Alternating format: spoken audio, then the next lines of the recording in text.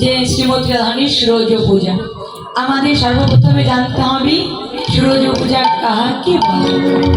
কেননা লীলার অর্থ না জানলে লীলার কিছুই বুঝতে পারা যায় না বাবা। আমাদের সর্বপ্রথমে জানতে হবে সুরজ পূজা কাহাকে বলে। আচ্ছা, আমার শ্রীমতী রাধারানী যে সুরজ পূজা করেছিল কখন করেছিল? সকালবেলায়? না না না। সন্ধ্যাবেলায়? না না না। ভর দুপুর বেলায় শ্রীমতী রানী সুরজ পূজা করেছিল। তবে ভর দুপুর বেলায় তো করেছিল বাবা। তবে কোন দুপুর বেলায়? এই যে জাগতিক জগতে দুপুর বেলায়?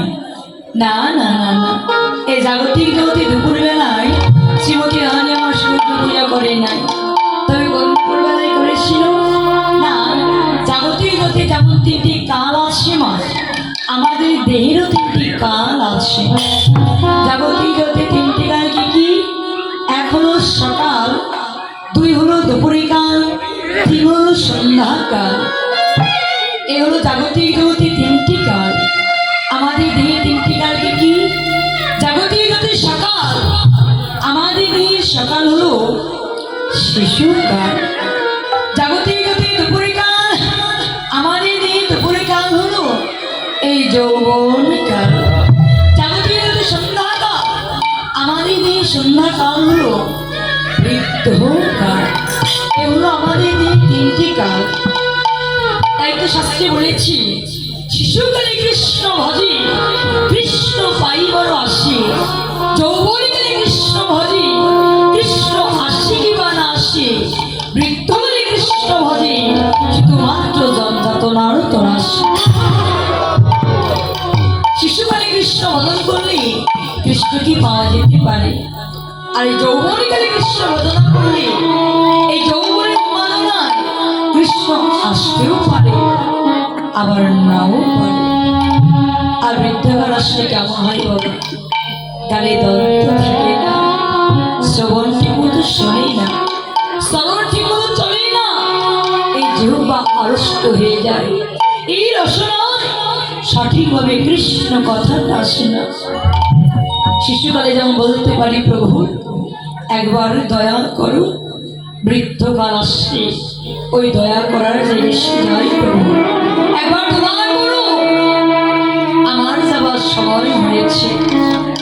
দেখবে না আমার শ্রীমতী রানী সকালবেলাও সূর্য পূজা করলেন না, সন্ধ্যাবেলাও করলেন না, ভর দুপুর বেলায় কেন করেছি?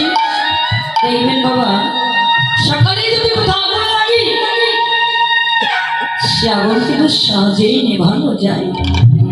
সন্ধ্যাবেলাও যদি কোথাও আগুন লাগে সে আগুনও কিন্তু সহজেই নেভানো যায়। কিন্তু ভর দুপুর বেলায় অর্থাৎ যৌবনকালে যদি কোথাও আগুন লাগে, ভর দুপুর বেলায় যদি কোথাও আগুন লাগে সে আগুন কিন্তু সহজে নেভানো যায় না। তাই তো আজ শ্রীমতী রাধারানীর আমার ভর দুপুর বেলায় অর্থাৎ যৌবনকালে কৃষ্ণ প্রেমের আগুন লেগেছে। তাই তো শ্রীমতী রাধারানী আমার ভালো পূজার ছলে কানো পূজায় যাবে এই মধ্যাহ্নকাল লীলার মাঝে। আর তারপর আমি একটা কথা বলে রাখি, কেননা আমি কিন্তু অনেকটা অসুস্থ, এখনো অসুস্থ। কেননা আজ থেকে 2.5 মাস আগে দশমীর দিনই আমি রোড অ্যাক্সিডেন্ট করেছিলাম। আমার ভক্তরা অনেকেই জানে হয়তো বা। তো এমনভাবে অ্যাক্সিডেন্ট করেছিলাম অনেকেই জানে আমি বাঁচব না, কিন্তু ভক্তের আশীর্বাদে আর আমার প্রভুর কৃপায় আমি এখনো বেঁচে আছি। কিন্তু আমার 2টা জিনিস ঠিক নেই। এখনো ডান হাত, এই হাতটা এখনো ভাঙা আছে আমার। আমি সঠিকভাবে এখনো খেতেও পারি না। আর আমার এই বাম পায়েটা অপারেশন হয়েছে, রিং বসানো আছে। ডাক্তারে বলেছিল আমি 6 মাস দাঁড়াতে পারবো না। আমি প্রভুর কাছে কেঁদে কেঁদে বলেছিলাম, প্রভু 6 মাস যদি আমি দাঁড়াইতে না পারি তবে আমি বাঁচতেও চাই না প্রভু।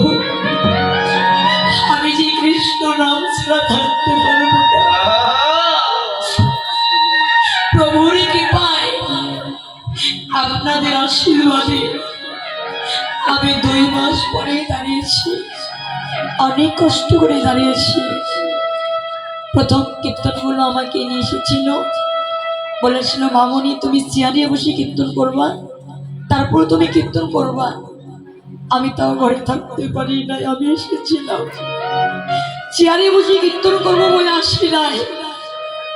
যেদিন ঘরে থেকে বাইর হয়েছিলাম আমি সঠিকভাবে হাঁটতেও পারি না বাবা, কিন্তু ভগবানের কৃপায় আমি প্রথম আসর থেকে দাঁড়িয়ে কীর্তন করেছি। কিন্তু এই 20 দিনের মধ্যে আমি ভক্তের চরণ অঙ্গে পেয়ে, ভক্তের পরশ পেয়ে আমি অনেকটাই সুস্থ হয়ে গেছি।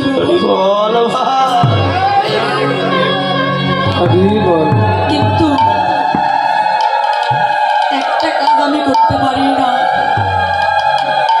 তা হলো আমার প্রভুকে যে আমি একটা প্রণাম করব,